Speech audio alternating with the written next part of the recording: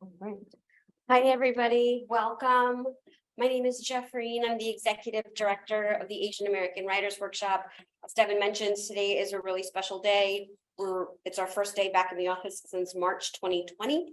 We're really thrilled to be here, and we're even more thrilled to be kicking our fall season off with such special friends and community members, including all of you. So thank you all for being here. We have a really great program lined up for tonight, including some reading, including some discussion, and there will be time for audience Q&A at the end. So sit tight if you have questions. But first, I'm thrilled to introduce one of our speakers for this evening. Poet, memoirist, and translator Rajiv Mohabir is the author of 4 books of poetry, including Cutlish, which was a finalist for the National Book Critics Circle Award and recipient of the Eric Hoffer Medal Provocateur. His poetry and nonfiction have been finalists for the 2022 PEN America Open Book Award, the Lambda Literary Award in Poetry and in Nonfiction, the Randy Schultz Award for Gay Nonfiction, in both second place and finalists for the Diana Prize for Literature in 2022 for poetry and memoir, respectively. His translations have won the Harold Morton London Translation Award from the American Academy of Poets in 2020. Whale Aria is his 4th collection of poetry, and he is also currently, on top of everything else, an assistant professor of poetry at the University of Colorado Boulder. Please give a warm Asian American Writers Workshop welcome to Rajiv Mohabir.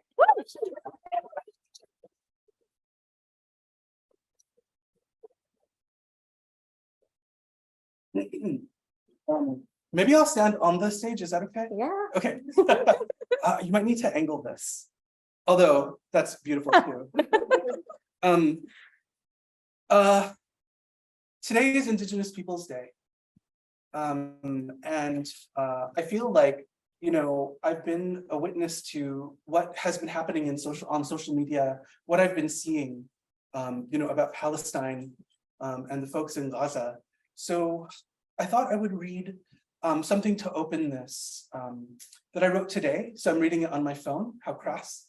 But sometimes things need to happen a little bit quicker than typing them on the computer and printing them out. This is untitled, but just kind of thinking about myself in that time. Would you give me like a 5-minute word? Great. Sitting at the gate, waiting for the plane, I see 2 sparrows on the support beams and think of Palestine. Have you ever considered how cruel windows are? That the bird inside the terminal can see others in the sky, their own sky, others not meant for flight except for human manipulation. That the birds can see but not stretch their wings out to the sun, but only to the air conditioning, drying out their sears. How social media is a window. After Israel retaliates, after Americans pretend settlers occupying Gaza and the West Bank are not daily razing homes and emptying the throats of the imprisoned as bomb after bomb falls. News articles parade the death of the innocent white people. A catch for those white to relate to envision their proximity and depth of interior, to present a grievable life. A photographer posts an image of a dead house cat amidst the Gaza rubble. Some windows are so cruel. And what are you doing except posting Palestinian flags and donating what you can, as though all this really helps? Today is Indigenous Peoples Day, and land back beats on repeat in my head, a mantra, a zikra. And if land acknowledgements mean anything, they must mean it rigorously, recursively.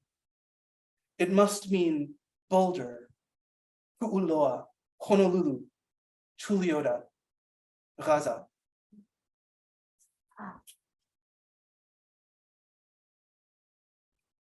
Thank you. Hi. This is so lovely to be with you. I can't believe this is the first. Oh, it's destiny. I can't believe this is the first thing happening. And what a wonder to be with Shilpi today. I'm so excited to hear her read. This book began exactly 10 years ago. It was published almost 10 years to the day. And it began on the US occupied Kingdom of Hawaii, the traditional Aina of the Kanaka Uiwi, who still practiced aloha aina despite American militarism, Southern colonial and American genocidal legislation. Illegally overthrown in 1893 with the imprisonment of Queen Liliuokalani, the constitutional monarchy was replaced by a military government who served the white American capitalists that sought to drain Hawaii of its resources. The people, despite occupation, practice radical acts of sovereignty. I wrote these poems beneath the gaze of Le'ahi, in the sprinkling of the gentle rains in Manoa, under the eye of Makapu'u, and in the surf of Ka'ena. I am grateful for the kai, the aina, and the people whom I met there, who showed me the limits of my own American poetry and mirrored for me a practice of responsibility to our stories and our communities. In acknowledgement of this history and my representing the American government as graduate student of the University of Hawaii, Manoa, who enacted colonial violence in their attempted construction of the 30-meter telescope without going through the people's channels and protocol, I acknowledge this complicity. In the spirit of vandana and praise, I offer in praise of Hawaii. From Le'ahi's emerald crater to Mauna Avakea's spout of I'ivi's crimson feathers, the glory of Her Majesty Queen Liliuokalani billows from summits and pyroclastic flow, land forged in the core where O'iwi resist in dance, in kalolo'i, sovereign hearts crowned in the verdant halo of Mauna Ka'ala. Ham samundar se toke dek sakili, apan anubhandan se mukt bhaili. Pranan, hat dorke, namastasye, namastasye, namastasye, namo namaha.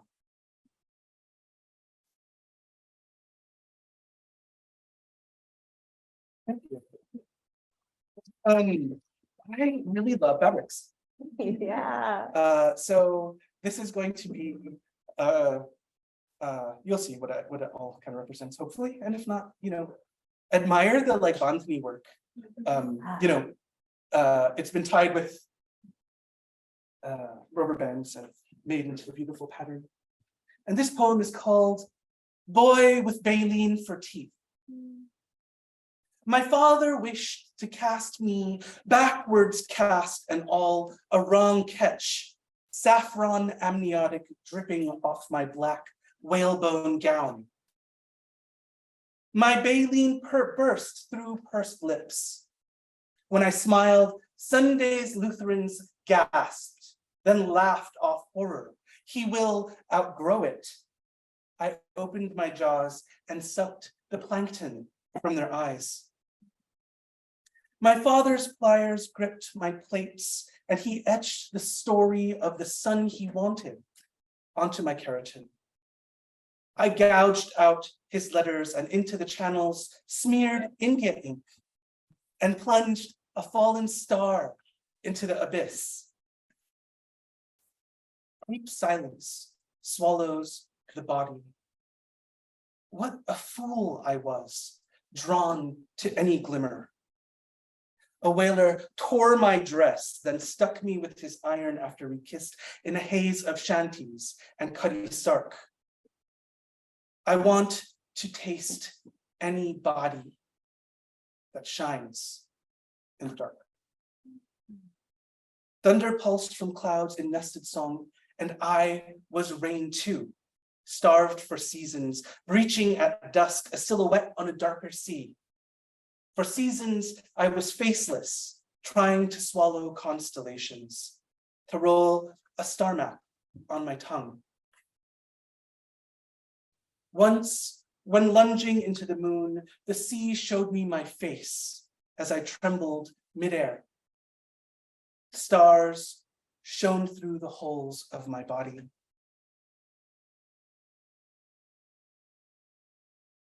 One of the joys of this kind of obsession that I fell into researching whales and the bioacoustic world of the humpback whale was that humpback whale song rhymes.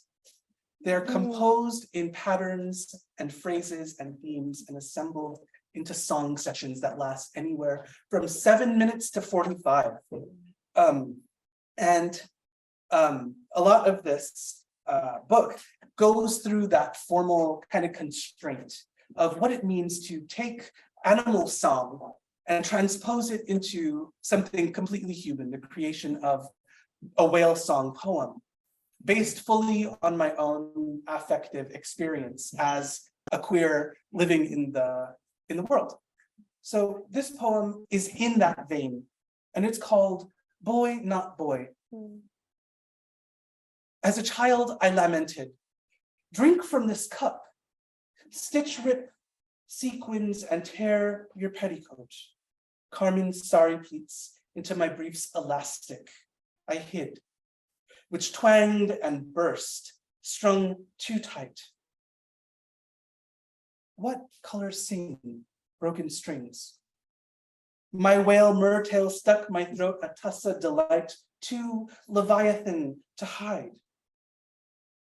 Now my dagger eyes lined in moon-cured coal, hurricane their bathypelagic coal.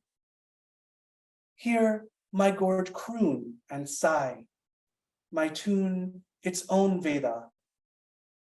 In the beginning, desire descended onto an earth bathed in night.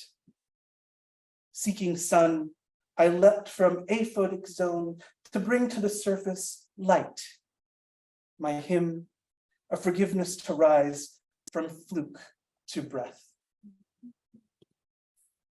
I hope you were able to, great, thank you.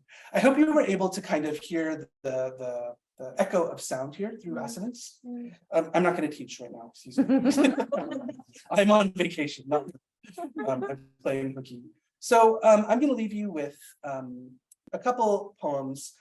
This one is called Underwater Acoustics, and it's hopefully you'll see and you will share in my joy. In February in Waimea Bay, if you go under the water, you'll be able to hear the whale song in your, and it'll come from all directions and it'll enter your body. It's the most life-changing thing. Don't do it, people. Seriously, then you'll write a book of poems for whales. Underwater acoustics. Imagine the bluest electricity of the coral sea. Dive headfirst from the bow, your arms stretched out before you in hallelujahs. A mother and calf slap the surface and you are caught in a crossfire of calls. All your organs quiver. Once you immersed yourself in unending strains, the ghosts spouting lullabies you've called since childhood. They breach and crescendo inside the vessels of your brine. How you long to touch and to be so touched by these dark giants under your skin. Some songs breathe you. Your body already knows. In the evening ink, long voices vibrate in your throat. Open your mouth and spit.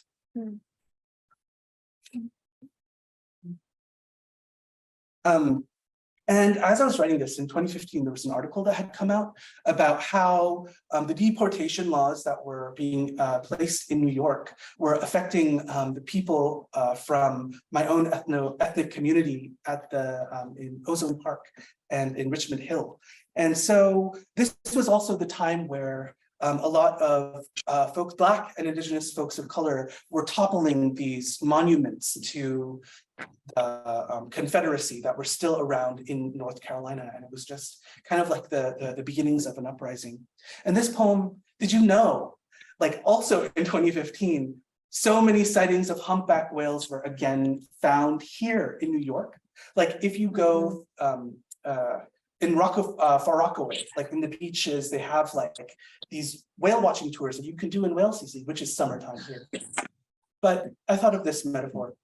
And this poem is called Why Whales Are Back in New York City. After a century, humpbacks migrate again to Queens.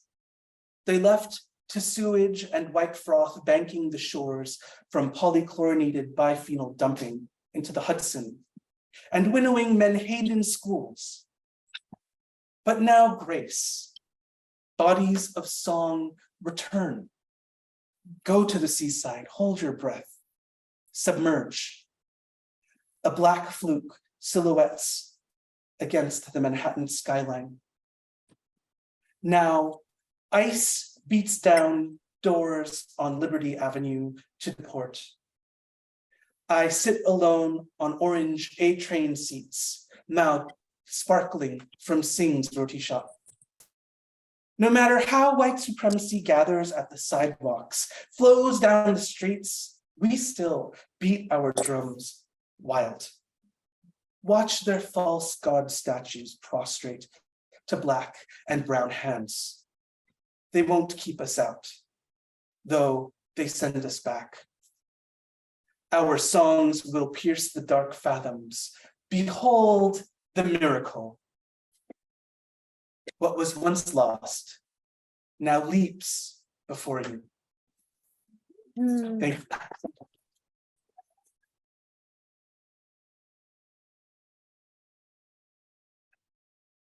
Thank you, Rajiv. Okay, next up, Shilpi Suneja is the author of House of Caravans. Born in India, her work has been nominated for a Pushcart Prize and published in Guernica, McSweeney's, Cognoscenti, and the Michigan Quarterly Review. Her writing has been supported by a National Endowment for the Arts Literature Fellowship, a Massachusetts Cultural Council Fellowship, and a Grub Street Novel Incubator Scholarship. And she was the Desai Fellow at the Jack Jones Literary Arts Retreat. She holds an MA in English from New York University and an MFA in Creative Writing from Boston University, where she was awarded the Sal Bellow Prize. She currently lives in Cambridge, Massachusetts. Shilpi.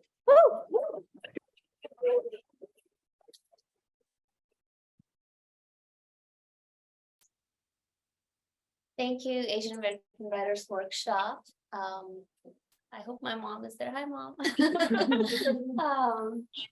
Thank you, Rajiv. It's such an honor to read with Rajiv. He is such a magician with words. It's a little bit unfair, I think, because poets are so well endowed. All I can do is research and write fiction. All right, so I will read from my debut novel, House of Caravans. I read for, I think, 5 or 6 minutes, and these pages that I'll read, I'll just give you a little bit of background. So in these pages, Chote Nanu, he is 17 and he has been bullied into assassinating a British superintendent of police. This is during the 1940s, 1943. And these are, this is a revolution in the making. This is in response to Jallianwala Bagh massacre, where General Dyer opened fires on hundreds of Punjabis who had gathered peacefully to celebrate the oncoming of spring. So Chote Nanu has been assigned to assassinate this superintendent who was responsible for Jallianwala. I think that's all you need to know. All right. Where to plant the bomb for maximum damage? Chote Nanu spent the next week thinking and overthinking. Following the superintendent was one thing, blowing him into pieces was quite another. Would he blow up into pieces? Could Samrat's bomb achieve such a blast? In the past, the worst his firecrackers had done was take out his mate's eye. With any luck, the bomb would rip off a small patch of the super policeman's skin. Then the brute would know he was hated. Chote Nanu would get thrown in jail.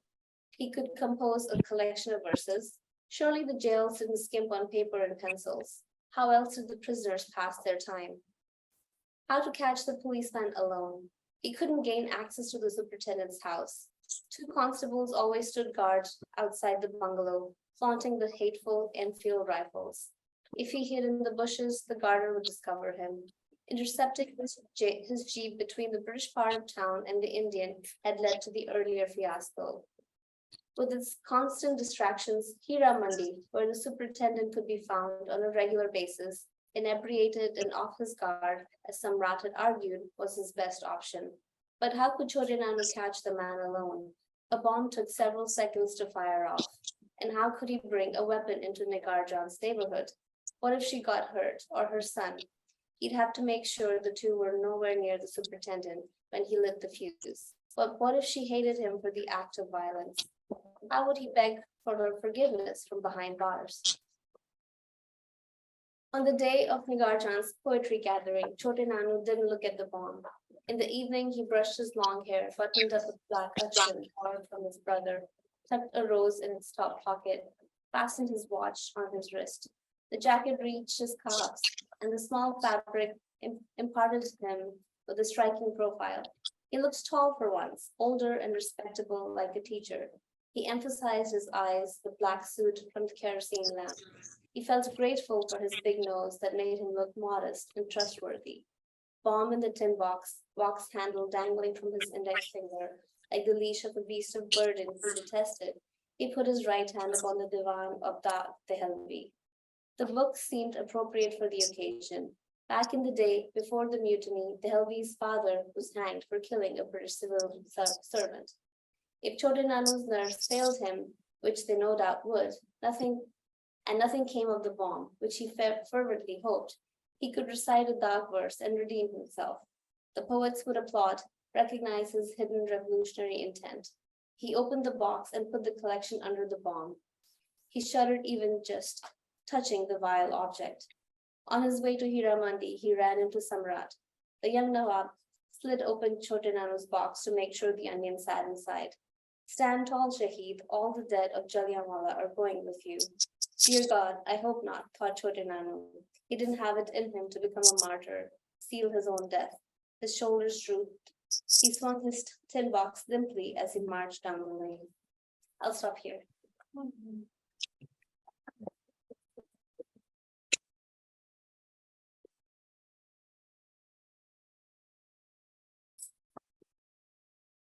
Should we begin our conversation? Yeah, so we're gonna have a little conversation about the writing process and kind of where we've been and where we're going. Would you like to ask the first? Yes. So can you tell us about how writing Whale Aria began for you? How you situated in the rest of your marvelous writing? Thank you. Well, yeah, like, like I said, I began writing these poems, or maybe I said this actually on the floor and not on the stage, but I began writing these poems in 2013 in September. And the book came out in September of 2023, which is just like this wonderful kind of thing. There's so much like return migration and return rhyme that happens in the book. It just all feels so like fated. And then to be here at the Asian American Writers Workshop, thank you so much for organizing this for us. Thank you. Yeah, I feel so honored. But yeah, like I started having these dreams before I left New York, before I went to Hawaii to study, to do my PhD. And in those dreams, like humpback whales had like come to me and I had gone swimming with them. People have these dreams about flying. I have these dreams about swimming. Yeah. And I think I might have trained myself to have these dreams. And to me, it felt like there was something deep. I tried in New York to write these poems and they were limp and miserable. And Mark Doty came to speak at Queens College when I was a student there. And he had just published this poem about a mammoth baby that had been found in the tar pit. And I was like, Mark, how did you begin writing this? And he said, well, I started writing from the first person perspective as the mammoth. And I was like, oh man, that's so egotistical. But it broke something open for me when I attempted it myself. And then with form creation, like the Humpback Whale song, it kind of dovetails off of the idea of the chutney poem from the book before. But really, truly, if I were to think about it, I think that Whale Aria is like kind of like the sequel to The Taxidermist Cut, which was my first book. So it's kind of like all over the place, but maybe when you step back, maybe it makes sense. Well, that's my hope. Anyway. But I want to ask you a question about the kinds of themes that emerge in your novel. It's as much about colonialism as it is partition, which is maybe an avatar of colonialism. And I want to know why you chose to talk about this, as well as World War II and the other directions, and in the other direction of time, 9/11. Yeah, so I don't like to, or I'm not able to isolate events and just look at them without giving the long context. So that's just my aesthetic. And when I finally realized that I was writing about partition, because it took me a long time to realize that that's what I wanted to write. I thought I was writing about my childhood and my own sort of longing for missing India because we left when I was 15.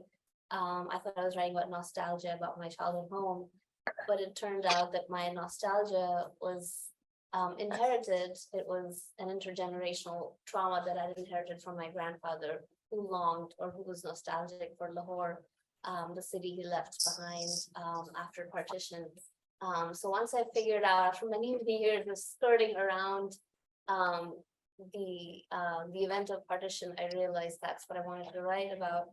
And then, because I had studied at NYU, I studied post-colonial literature, it just wasn't possible for me to think about partition and its isolation. Even the idea of Hinduism, even the word Hinduism, I think has been bequeathed to us by British colonizers. It is very much colonizers' understanding of how we think of ourselves.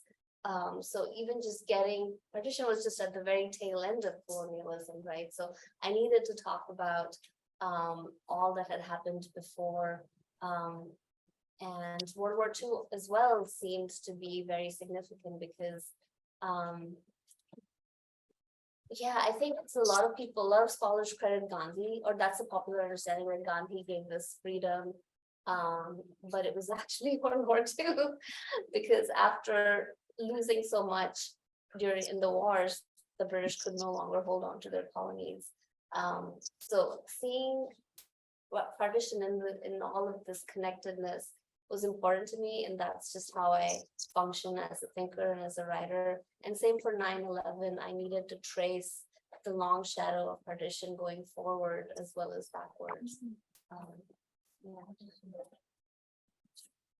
Were you in Boston during 9/11? I was actually in North Carolina. I was a student.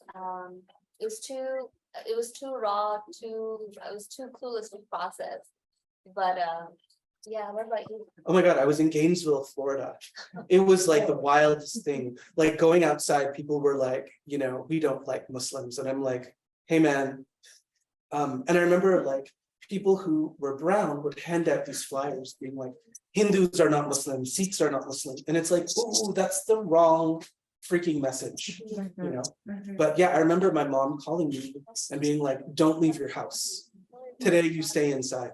So I went to my brother's house and we smoked the fattest J on the hammock, and talked about the end of the world, as we were living it. Speaking of, not speaking of end of the world, let's take a step back and talk about Wales a little bit longer, and talk about eco-poetics. What does it mean for the speaker in these poems to be both whale and human? Yeah, thank you. This is a hard question, and every time I answer it, something different comes out. So you are all my guinea pigs. But basically, I like that idea of thinking about the levels of animacy that queer folks of color have. Andil Gosine, in his book, Nature's Wild, Loves, Sex and Law in the Caribbean, talks about the animalness and how animals are constructed as opposed to in relationship with the colonial other, how it was the queer body that then became the animal. And I took that, and I love that. I love that formulation. And I think about what it means to have a dark body and to migrate and to not believe in borders, and then to learn folk songs and then sing them. And that's all kind of like a proxy for myself, Is Mowgli this is not related to your book, I'm so sorry, but is Mowgli a colonial construction? What do you think? Well, I mean, the idea of the Indian living on the outskirts of civilization, who is kin to animals.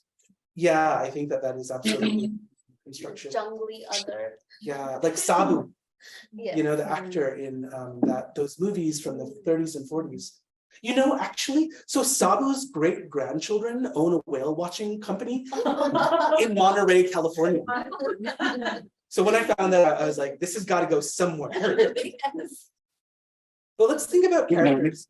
Like, thank you for bringing up Mowgli, because, you know, I feel like the characters in this novel are all hemmed in. You know, their spirits broken by the obligations that they have to their families. You know, the moral obligation to, you know, obey a father, to save a brother, and also to stand up and stand by a mother. The freest characters, arguably, though, is Chotenanu, but he also suffers the most. Can you speak about his character, about writing family dramas and creating these characters that are so incredibly marionetted by their familial connections and a seeming lack of choice? Yeah, so Chotenanu, and you guys got a little taste of him. He was definitely the most fun to write, also full of heartache, heartbreak. So what I was thinking about when I was writing this novel was the idea of freedom, and I don't really understand that word. Still learning, still experimenting with what I know and what I need to know. But so, and then I was, you know, when I was writing about colonialism, doing all this research about the East India Company, the Dutch East India Company, you know, there were individuals, and not very many of them. And the idea when we talk about the 1%, again, a handful of individuals who have the greatest amount of freedom and can marionette us. And I wonder, are we suffering because of these handful of individuals, right? Is it because, you know, some of these people call the shots and we suffer? So Chotenanu is kind of like that in the sense that he is the doer, he's the creative, disruptive engine in the novel, and whatever he does, the rest of the characters have to bear the consequences of his blunders. But yeah, so on the one hand, you have these 1%ers, the Dutch East India Company, the British East India Company, raking in all the profits, the greatest multinational companies starting from the 1600s. And then on the other hand of, you know, these 1%ers, we have people, we have communities, we have families who need to support each other, need to, you know, bear the consequences. And again, family is such an interesting unit because on the one hand, they support you, they try to work to get you out of jail, but they also, they're also jealous, they also judge you, they also break your heart. So those were the ideas I was working with when I was writing and constructing these characters, thinking through systems, thinking through, you know, systems of oppression, but also moments of liberation, and how family can work towards our liberation, but then also bind us in those ties of love. Yeah. God, love sucks. Well, actually, can we say that for a minute? Are there any other portions that you'd like to read about Chotenanu? I'm not prepared. No? I'm not prepared, but I will ask you a question. Yeah, speaking of love, there's so much love in these poems, but then there's also so much play. And well, I've already said you're a wizard with language, and you also infuse so much Bhojpuri and Hindi. I did not expect to learn any Hindi because I think I was, you know, I was raised in India, I know Hindi, and yet I learned a bit of Hindi here too, and I was very shocked to realize that another meaning for beer is seaman. I thought beer meant like brave. So can you speak about language play in your? Yeah, thank you. Well, yeah, and the seaman part is so like, I love it, of course. You feel love. Yeah, yeah. I was in Jaipur and it was 2012. And like, you know, when in a Hindi program, they're not going to tell you words for like come. And my neighbor, I was like, hey, what do you call it when? And he's like, oh, veer. And I was like, oh, that's like my name. It's kind of amazing. I love that my name can also mean great semen. You know, my parents would be ashamed of my sayings, but like, I mean, what a beautiful thing. Yes. But you know, also like I play on that, like the idea of bira or biraha. Biraha is a kind of Bhojpuri folk song, but bira means loneliness. So Yes. I also extrapolate that to also be in my name, loneliness and folk song. But yeah, like I mean, I think like I was always really thirsty to learn as much Bhojpuri and Hindi as I could as a child, because I was so removed from it. And I think being racialized in the United States, you know, people had this expectation of me. Oh, why don't you speak Indian? And I think I drank that draft deep. And I became kind of like an auto-colonizer of myself. So I started studying Hindi, and then I realized that's not actually my family language. Yeah. Speaking to my grandmother was Bhojpuri. And so, and Tamil, I have to say also, Tamil and Bengali are also like familial languages. And part of me feels the need to write in it so that more cultural productions from these dying languages can exist out there to show evidence of like a trace of the passing. You see, of its passing, of our passing through this world as descendants of indentured labor. I think that, you know, this is a longer argument that we can make in just a bit, but Hinduism as it was practiced in the Caribbean in the 1800s, and the language that was, you know, wrought on the anvil of the plantation had the possibility to be revolutionary. It was amalgamative. You know, the word in Guyanese Bhojpuri for child is not, well, it can be beta, but most people would say pikni, which is, you know, a word from, I guess, Portuguese, but also Africanized in diaspora. So that to me is a kind of like dreaming of an alternate future, because I just really love the language and the sounds of the songs. Please read some Bhojpuri. Oh. Or even the season. You know what? I'll do this. I'll read this poem that's a Chakli poem that has a mukra or a what do you call it? A chorus. Yeah. That's in Guyanese Bhojpuri, or like my recreation of Guyanese Bhojpuri. There is, let me see if it's salacious. No, but this one is kind of, okay. It's called Interpreting Behaviors. And the chorus borrows a couplet from Kimiko Han's poem, Ode to 57 Hertz, that I translate into Bhojpuri. So what you'll hear is you'll hear the chorus that I read first, and at the end of the poem, you'll hear the translation as a kind of closure. Interpreting Behaviors. Bina jawab mile, u 12 saal se awaaj de rahe hai, ki u jane ki koi na suno. Today, scientists take interest in phenomena that do not occur with even frequency. For example, why doesn't the only other Desi fag on Oahu text after you harpoon each other at Leahi Park? Does his tail slap mean to silence your calls when you say, hey man, we're one species? You swallow a span of krill and upside down song, sing a Sindhi folk song he taught you. When the British sailed, what weakness did they leave? Does he mean your connection was one-sided? Like Kimiko's Whale, crooning at 52 hertz, the only of its kind who can sing his poetry to you in Hindi. For 12 years, he's been calling out to no response. That it knew no others listened.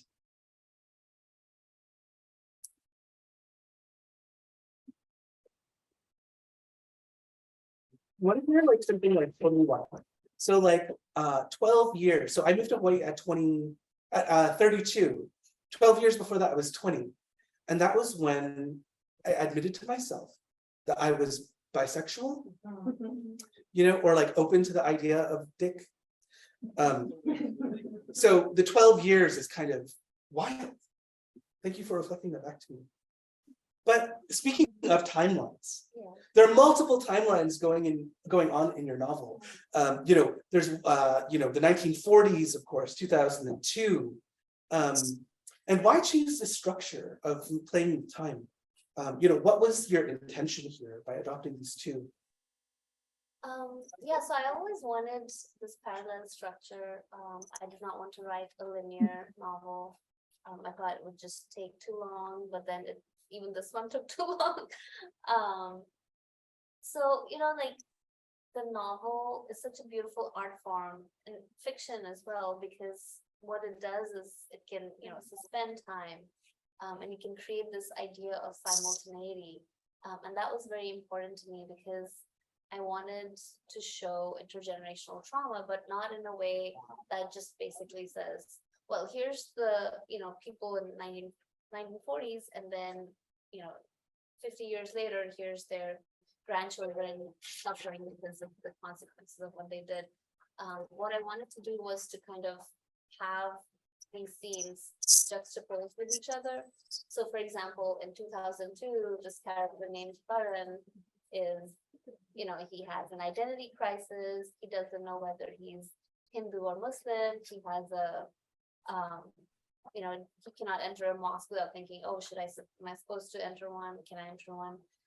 Without, freaking out. And I wanted right next to that scene, I wanted to show, his grandfather falling in love with his Muslim neighbor, his mother falling in love with a Muslim neighbor, his granduncle falling in love with a Muslim with very bad consequences.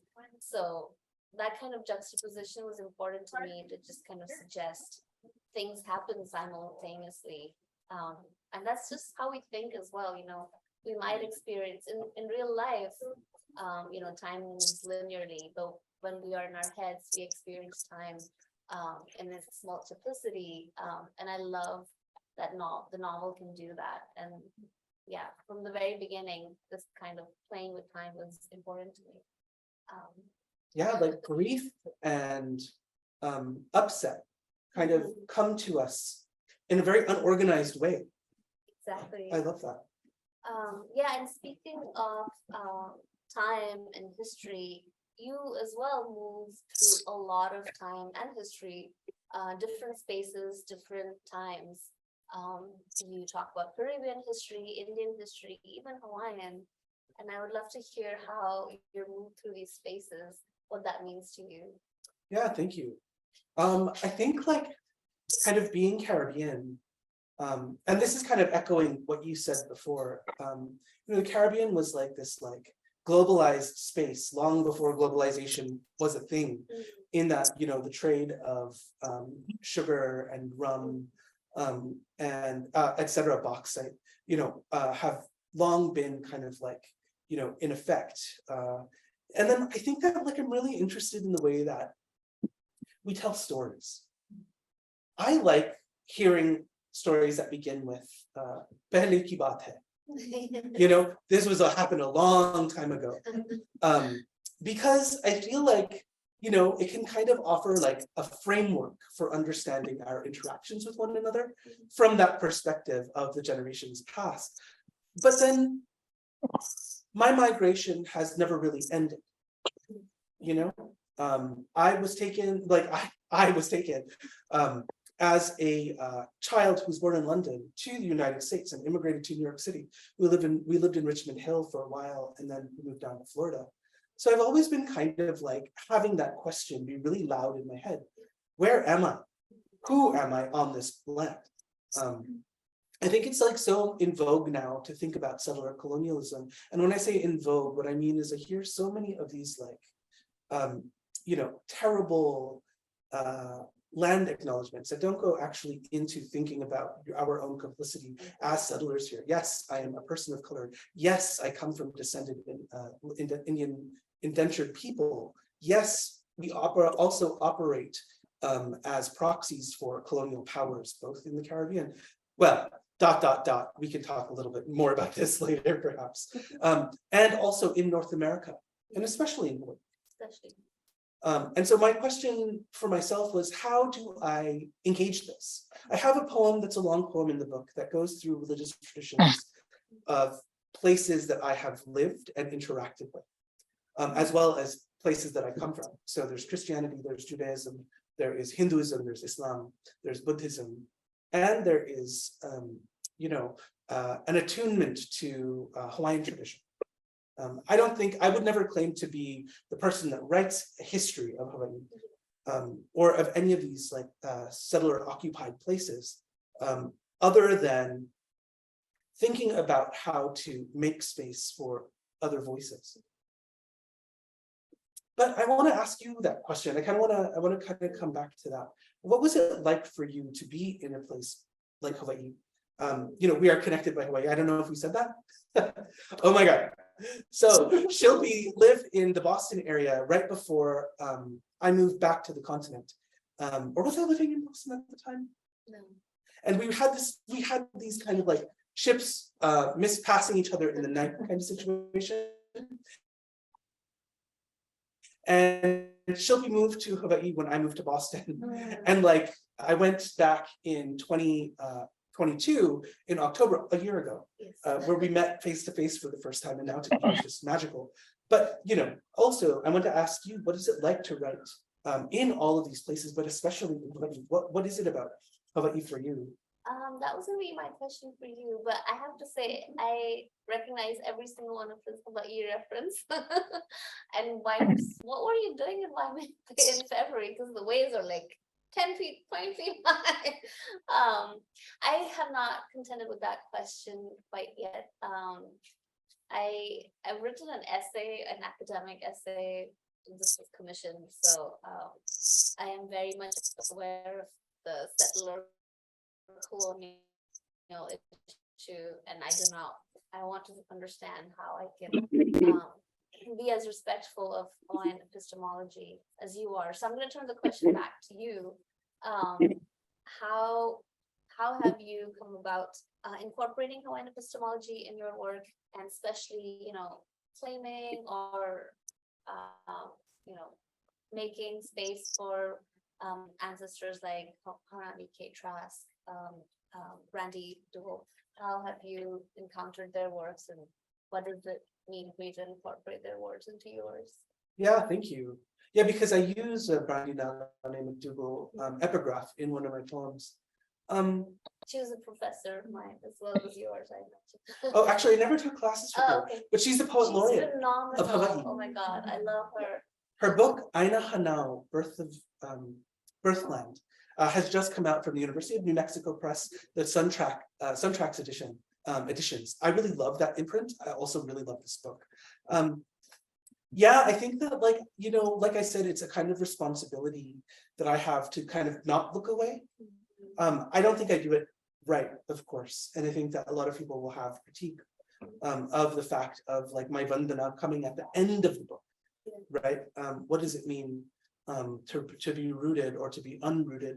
I think in Hawaii, what was really neat for me was seeing like ways that I could harmonize my own post-colonial kind of inheritance with the people who were struggling for sovereignty. And I really loved the kind of radical acts of that sovereignty that I saw, while holding in my heart the fact of, Asian settler colonialism, as well as how it is contested by Asian folks and Hawaiian folks at the same time.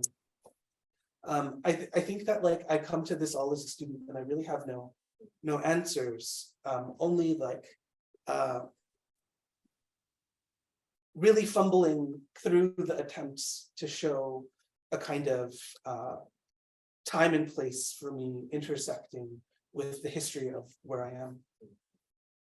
Because I think that like with creolization and the ideas of creolization, especially in the Caribbean and in Hawaii, Hawaiian Creole English is really similar to Guyanese, and that was really cool to hear.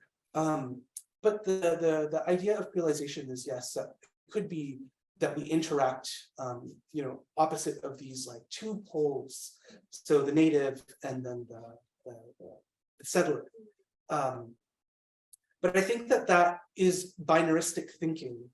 And I think that culturally we're past thinking about these binaries. We can think about and interpret these through entanglements. And then when I say entanglements, I think of like, oh yeah, my complicity, and I also think of humpback whales being entangled in all of like the trappings of the human. Yeah. But you also write quite not a few. But what is the phrase? You write a lot about different places in your book. Lahore, Kanpur, New York, and you write about 9/11, of course. Which isn't a huge part of the novel, but it's significant that it's a ghost, thematically at least. I'm interested to know, because like poetry and prose are so different. What kind of research undergirds your writing these timelines and these places? And what is your hope for what the cities telegraph to the reader in terms of family connection? Yeah, so I'm a city girl. I've always managed to live as near centers as possible. And Lahore, Kanpur, New York. So Lahore is the city that my grandfather left behind during partition. So I almost feel like there's an umbilical cord tying me to that city. And I felt completely justified in longing for it, in lusting for it. And I went on this marvelous journey of, looking at old maps and seeing how Lahore evolved through millennia, census data to show how the neighborhoods were arranged. So I had a lot of fun thinking and exploring Lahore through books.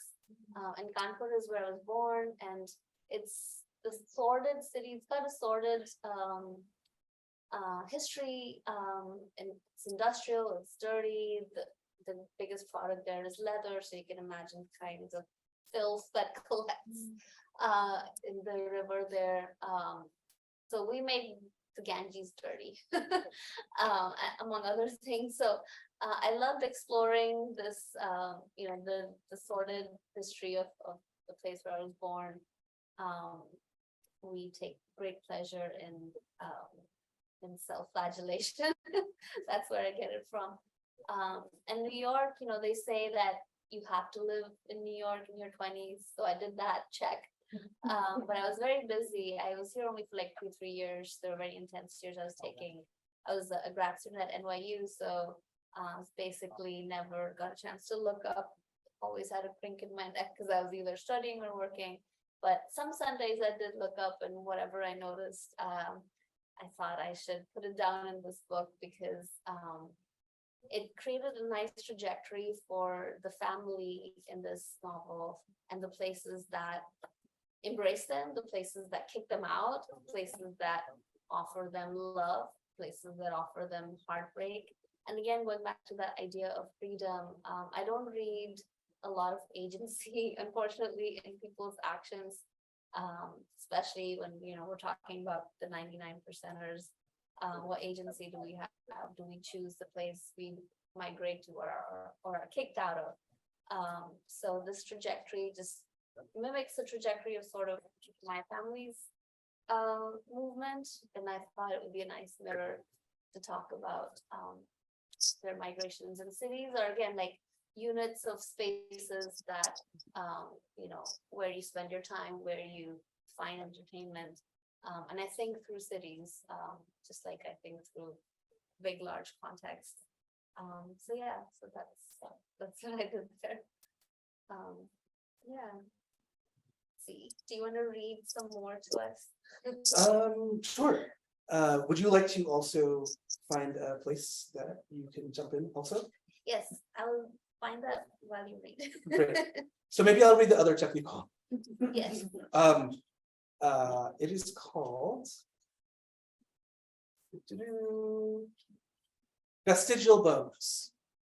Pretty wild, this idea that humpback whales or whales in general are mammals that live in the ocean. They crawled out as like beings that breathed water and then learned to breathe air and then like went back into the ocean. It's kind of like what happens to us when we die, maybe like our souls enter that great pool of the collective unconscious. Yes. But then like also like the idea that they have bones still that like are their hind legs or were their hind legs, pretty wild. So vestigial bones. Jam se tu bhagila ito ki nigalai. Je under rehe uhi toha jahanj ki nast kare. The remnant of hind limbs, puppets, and origin play that strings baleen to terrestrial ancestors. Occasionally, whales sport hind legs, as in Vancouver in 1949. A harpooned humpback bore 18 inches of femur, breaching its body wall. Disconnected from the spine, what is their function but to rend the book of Genesis in two? Why regard scripture and exegesis as legs and fluke, sure to fall away, and not eat beef or pork?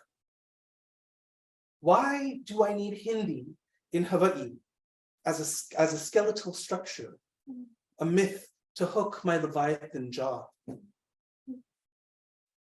What you run from will swallow you. What's inside will splinter your boat.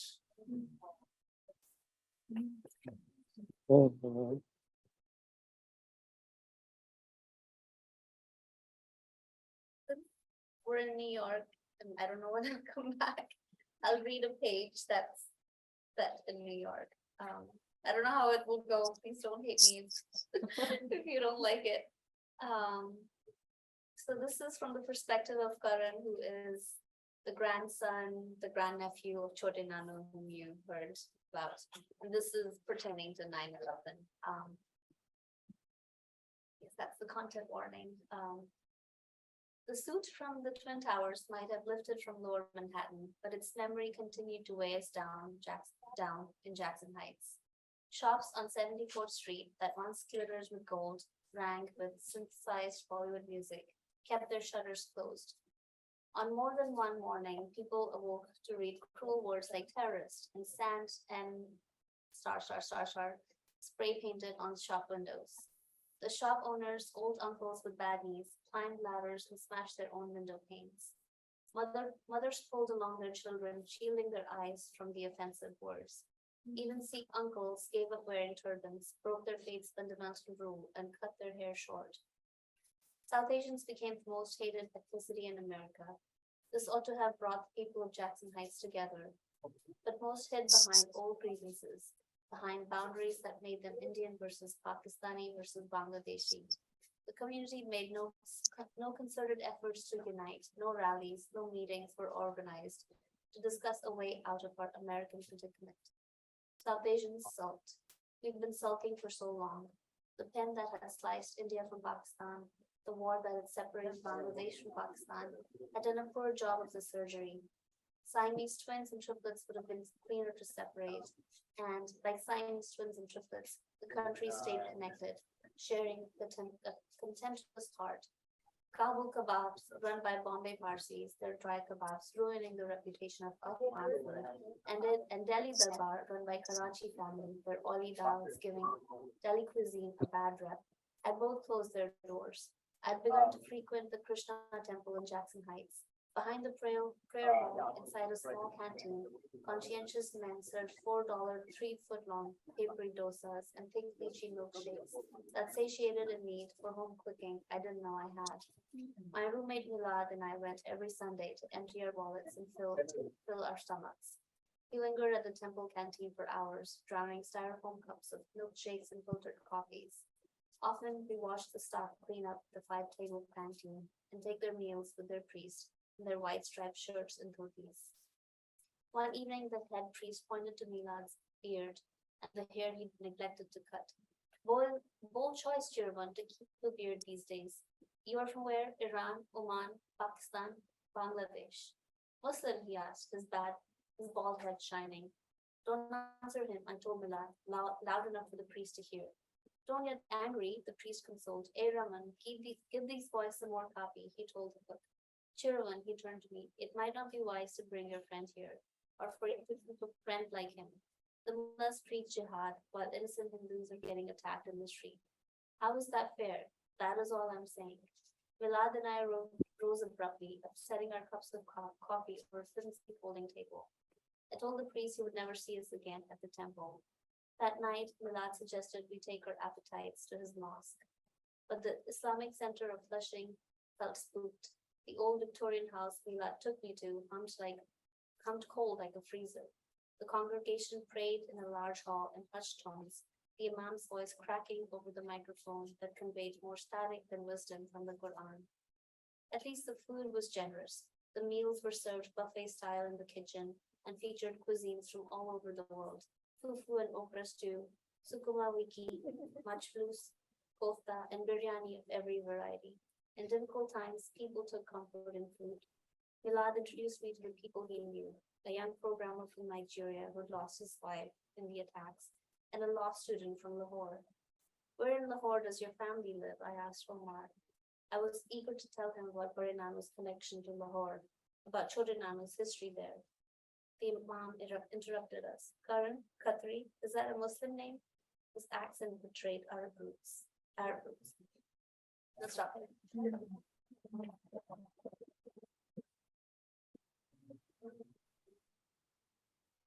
I think we should open it up to questions from the audience. Is there anything that you would like us to answer? You know what I'll do? And I promise this is the only time I'll do this. Like, it's called a think, pair, share. Do we know what this is? Okay. I want you to think about what you just experienced. I want you to turn to the person next to you and to ask them one question that you have. And then, I will count to 3 and say, all eyes on me. And then you can ask us questions that you've kind of workshopped. Yeah? I've been back in New York. That's what I did here. So, right. So please turn it on.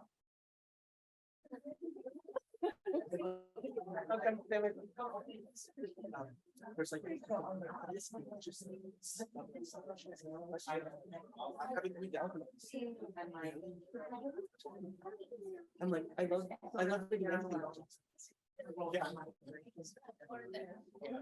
absolutely love Shilpi and Hawaii. Oh my gosh. Well, What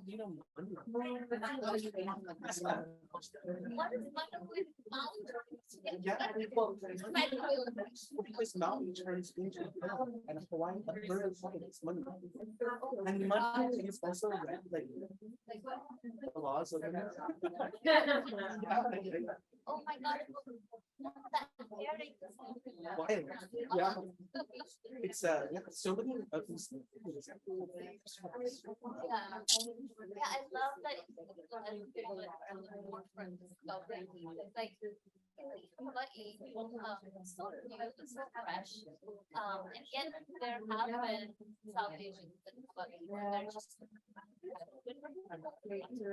It's funny because whenever I'm talking with my friends, and I'm going into say that to me. Another. Well, she lived there with me, so. She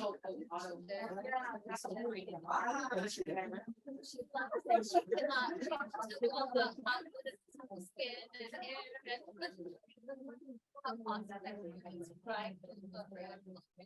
oh, nice. Yeah. Let's get dry real fast. All right, 1, 2, 3, all eyes on me. Thank you all for playing along. What are your questions? Anybody have a question? I don't have a question, but I have a comment. It's very interesting because I look around the room, it's a different generation. And one generation ahead of you. So when I first came here, these were thoughts not in my mind. My mind was how to get ahead and figure out a way to succeed with opportunities that were present here. Whereas it's nice to see the next generation thinking about the past, where they came from, what was it like? What was the circumstances or that brought us here? But I didn't have that opportunity to think about that. So it's nice to hear the discussion.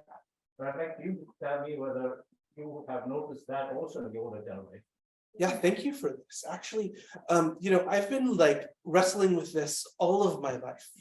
Like the idea of not blaming or like not trying to blame my parents for the things they didn't teach me. Because they survived the only way that they knew how. And like that was the thing that I inherited, that like this is how to survive. And so like I'm trying to be that like generous, to be like, yeah, there was no need for this, there was no need for that. It's okay for you to be confused. Tie your belt and work hard so you don't feel the pangs of hunger in your stomach, right?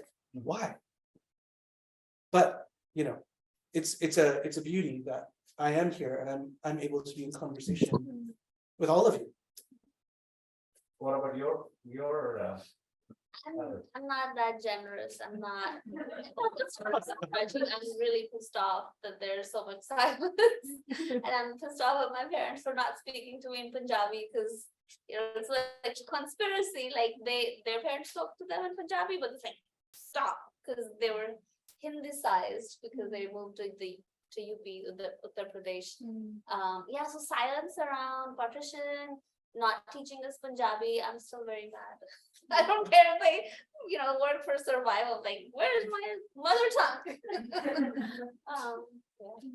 I feel that because that anger can be really a driving force, It's driven me here.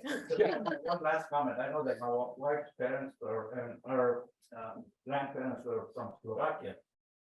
So she regrets the fact that they spoke Slovak among themselves, but they didn't teach her. Yeah. So regrets the fact. Yeah, it's this nationalization engine, like one nation, one language, such a wrong model. Sorry.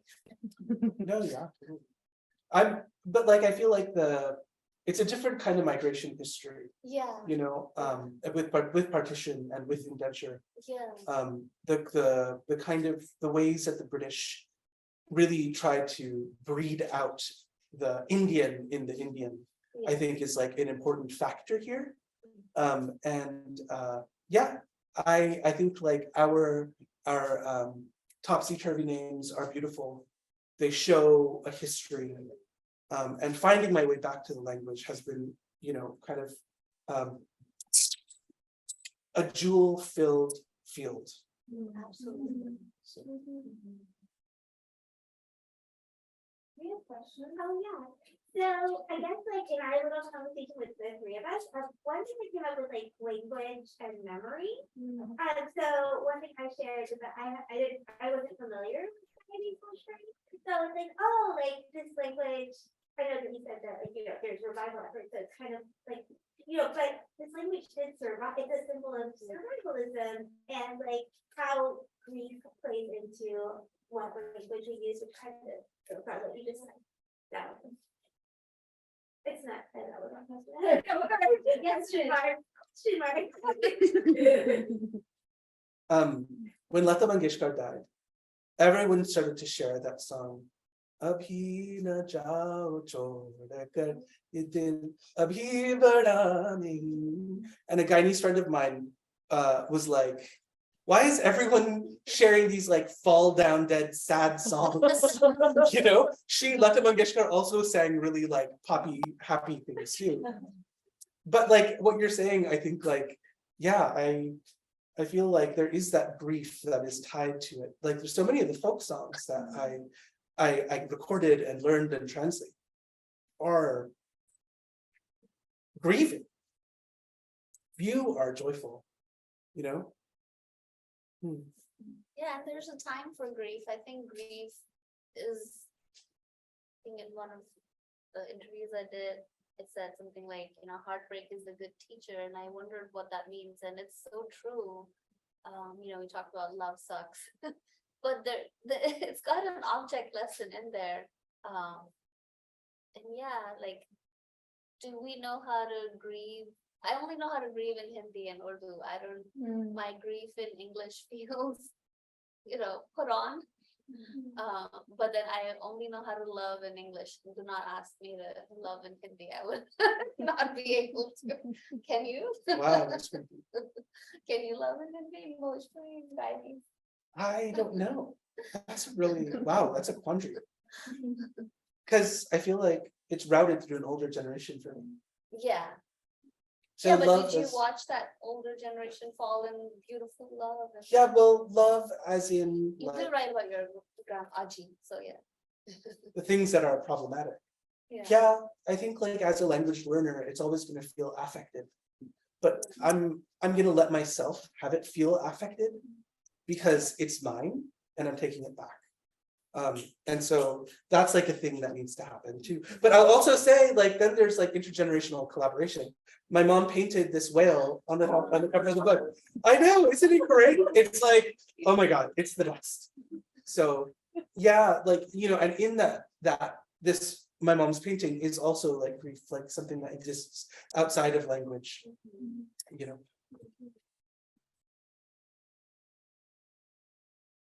Thank you for your thoughts. Take a photo of the audience.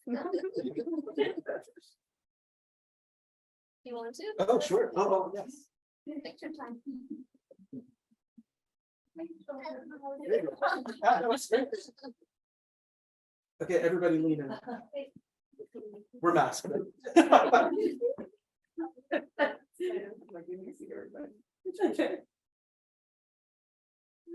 Send it to you. So you I guess, are we reaching where are we in the shape of the Q&A? I Yeah. don't want to take up time. We have yeah. Okay, my time? I have a I don't care about the writing question. I have a life question for the two of you, which is, how have you negotiated having a communal life with or without the writing world? Like, how do we build a rich life of, what are the strategies? What are the coping mechanisms? What are the cognitive stacks? What has worked for you in this country? Ooh, The Dr. $1 Jones. question. yeah, like bringing the real. Thank you for this question and for opening this up. I feel like there's been a lot of sacrifice on my end. You know, being present for a lot of people who are not reaching back. And seeing that is like really, really sad and tragic. Thinking about having the world be the place that we want to live in and not having that cloud our glasses is really important, and how I'm learning to let go of these things, as well as what does it mean to be radically vulnerable in a space, and to hold space for someone else, being present with someone who's asking not a writing question, but a life question, you know. I think that's like, it's really beautiful. It's also like been a lifetime of learning how to articulate my own personal boundaries of what I'm willing to do and what I'm not willing to do. And I don't know how to answer what my boundaries are or articulate what those are. Yeah. Yeah, community is such a. So I found community once I moved out of New York, and I found it in Boston. I guess I was just too busy in New York, and I know New York is sustained by communities. But yeah, so there's no, I'm not trying to throw shade on New York and communities here, but for me and my mom, like, we're a unit, and we often feel, if it's okay to say and share and be vulnerable here, we feel clobbered by communities sometimes. We feel like we get bullied a lot. So we, we make mistakes, and then we learn to forgive, we ask for forgiveness. And community is a lot like that. Again, it's that, unit, like a family unit, in which there's going to be the more powerful, the more outspoken, And then there's going to be the shy people. So how do you balance that power? Because there will be, you know, that's been our experience at least. But I have to say that we have such a beautiful community, knock on wood, I hope this is wood. Yeah, like we reach out to our community, like, you know, my mom is up to lose her housing, we reach out to the community and we ask for support. We asked for support when I had a baby in February and, you know, needed people to, thank you, cook for us and, you know, support us that way. So asking and being vulnerable, and then also watching out if you know, we feel we're getting bullied a little bit, and asking for visibility. It's all of these things, and we are still discovering how to navigate, you know, this big family unit. But yeah, I don't really have any answers. I have just questions. So I like that. There's a beautiful tool from the Asian American Literary Review, and it's the Asian American Tarot. And I think that like it's like amazing because it claims all of the beauty and all of the ugly. And I think that's like a cool thing to experiment with. It's definitely driven my writing in some ways. Thank you. And thank you all for being here. Oh my goodness. This was so wonderful to see all of your beautiful eyes. Oh, thank you. Feel